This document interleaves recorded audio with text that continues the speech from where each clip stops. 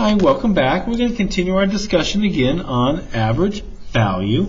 And for the next example, we're talking about a table below that gives us the values of a continuous function. Now it has to be continuous because we have to discuss about area under a curve. So they tell us to use the midpoint rule to estimate the average value of f on the domain 20 to 50. Now once we see that phrase midpoint rule, we're thinking Riemann, which means one thing, rectangles. So we want to find the average value. Well, here's our function. There's f of x. That is the values of my function. So to get my average value, this is our favorite formula. And that's going to be, our rule says 1 over b minus a times the antiderivative from a to b of our f of x dx. So another look at, remember, to get the average value, it's just the area under the curve divided by its domain.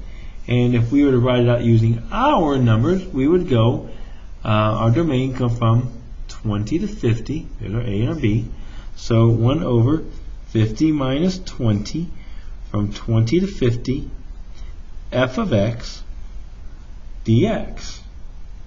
Now, one way we can think of like the units. Okay, how do I know that this is going to give me an average value? Well, if I look at this little piece right here, this is just my change in x. So if I'm thinking in terms of units, what units I'll be, this is 1 over delta x times, remember, this is just a sum of a bunch of areas. Well, if we look at one little rectangle in particular, remember that rectangle has a width of delta x and a height f of x. So I can find that area by saying f of x. Remember, delta x is just dx as it goes to 0. So if I just leave this as delta x, notice those cancel. And what am I left with? Just the function itself. So I know that this is going to give me the average value of the function, because if I compare the units, I'm going to get my function back. Yeah.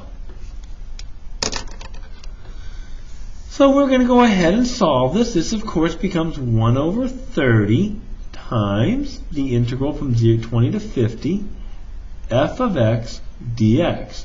So we have to evaluate that integral. So to evaluate our integral, we're going to get from 20 to 50 f of x dx. And it tells me to use a midpoint Riemann rule, so I'm going to go ahead and do that. So I'm going to list all these values out. 20, 25, 30, 35, 40, 45, and 50. Now they want me to use midpoint, but I don't know anything about between 20 and 25, so that's not my midpoint. I go from 20 to 30 with my midpoint being 25, having a height of 38. Next, between 30 and 40. Well, with 35 being my midpoint, and it has a height of 29. And then between 40 and 45, 40 and 50 is my next one. With my midpoint being at 48 this time, 45 this time, having a height of 48. Can't speak right. And there you have it. So the area here is going to be approximately, let's take a look here. This is 38 by 10 plus 29 by 10 plus 48 by 10. And if you simplify that, you get 1,150. Again, if we think of the units right here, if we think of the units, this is f of x dx. So this is, remember, f of x is a rate. So if we think units, this is just saying f of x dx. Remember, this is a rate, so times dx, and we're just left with, whoops. So, excuse me, messed up. So this is f of x dx in terms of a unit. Now this is not what I want for my units back. I want f of x, so I have to divide by the change in x. There we go. And that's what we have to do here. So if we take this 1,150 and I divide it by dx, which is my change in x, is my 30, and we simplify that, we get 38.333. Now you don't have to worry about the whole unit stuff. That's kind of confusing for a problem like this, but just to kind of help you out. So some of you may be able to get that, and that's fine. Just be able to plug everything in. And remember, this is the average height of our function.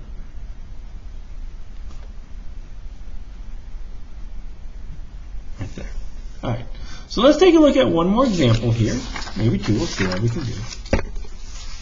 All right. This is a question that I always give my students. It came from the AP test, and a lot of my students tend to miss it at the beginning because they're not making much sense of the problem.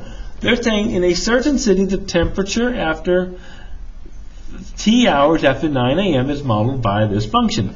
We want to find the average temperature during this period from 9 a.m. to 9 p.m. We'll talk about that in a second. So if I'm looking for average temperature, I need to think, well, what units do I want? Well, if I'm looking for temperature, I'm looking for degrees Fahrenheit. So this is my average value. They give me my temperature here, and I want my temperature back. So this is a perfect example of our average value function. So we're going to integrate our function t of t dt. Now they're not going to tell you about the dt there, but you have to remember that. Now this is my average value right here, but let's think about the units right here. So we got to think about the time. Now it says 9 a.m. to 9 p.m., but you don't want to do 9 to 9. That's just kind of weird. Some people say, can we go from 9 to add 12, that's 21. Well, that's even weirder. We're starting at t equals 0, and we're going to t equals 12. So we're going to go from 0 to 12. Now if I just leave this alone right here, remember, this is a sum. So if I look at this units right here, this is going to give me degrees Fahrenheit. But this is times time, which is hours. So the unit right now, just the integral, the unit for the integral is the sum of degree Fahrenheit hours. I don't know what unit that means for us, but that's what the units are here for. But remember, I want degrees Fahrenheit. So I have to divide by the number of hours. And that's what we're going to do. Well, how many hours was it? Well, that's our FTC. That's at 12 minus 0. So that's how we get our units. And we don't want that one. So now, if I divide by hours, we're going to get our answer. So let's go ahead and do this. We're going to get 1 over 12 times. Now, I'm going to do this in my calculator. This is not a pretty one. So go calculator. Menu 43. I just type in exactly as it looks. 0 to 12. T of t, I just plug that in. 50, make sure you're in radian mode. Plus 14 sine of pi. Let me make that a fraction bar. Control divide. Pi times t. And I'm going to use x here. Over 12, and don't forget your differential, don't forget the x.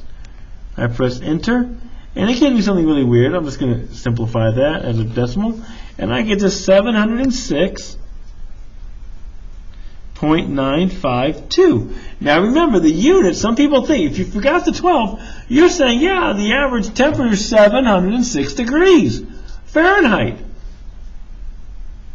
That doesn't make any sense because we're in a city.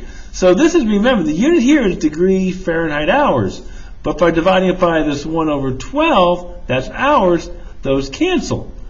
And what we wind up with is a nice 58.913 degrees Fahrenheit. Alright, well, I hope you enjoyed the videos. There's a little bit of extra down here if you want to take a look at it. You can pause it right there and try those. This is a really good question right there, talking about area and the area of a rectangle. As a matter of fact, let's go take a look here. So we want to find out which of the following statements would be true. I'll kind of give you an idea right here.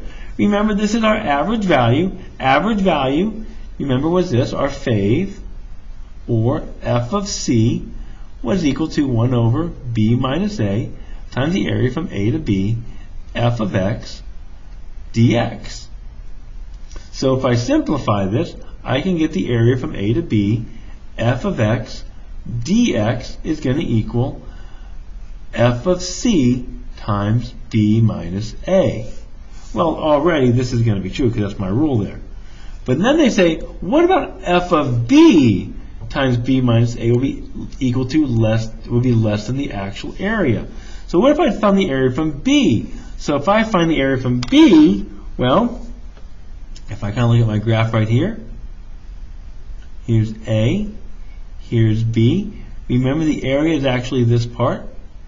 But if I did b, oh my gosh, I'm looking at all this extra space right here. So if I take, so is the area of this rectangle, f of b, times b minus a, is the area of this rectangle less than the actual area? No, it's not. It's actually greater than it. What about the area if we took the area from a?